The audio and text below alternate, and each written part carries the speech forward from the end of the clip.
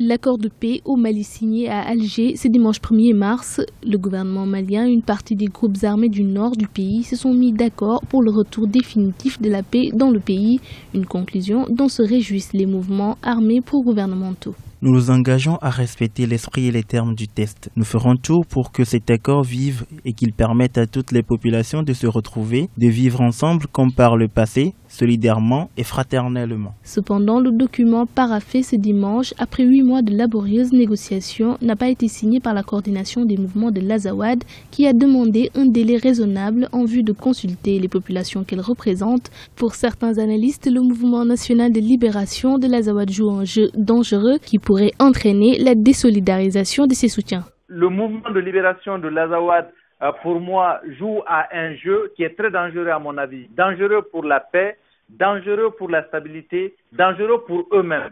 Parce qu'aujourd'hui, ils se mettent dans une position où ils se mettent à dos la communauté internationale, le peuple malien et même une partie de leur population qui aujourd'hui sont fatigués par cette guerre-là qui n'en finit pas, fatigués par les exactions qui n'en finissent pas. Et cela n'avantage ni eux-mêmes, ni les populations qu'ils sont, entre guillemets, censés défendre tous les jours. La situation sur le terrain étant exécrable, il n'y a pas lieu d'espérer sur un changement, en tout cas à court terme.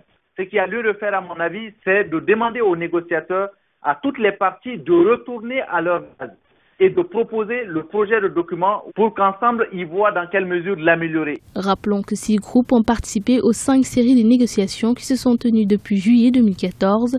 Le Mouvement national de libération de l'Azawad, le Haut Conseil pour l'unité de l'Azawad, le Mouvement arabe de l'Azawad, le Mouvement arabe de l'Azawad dissident, la Coordination pour le peuple de l'Azawad et la Coordination des mouvements et fronts patriotiques de résistance. Le texte devrait être ratifié à Bamako par les différents groupes dans les prochains jours.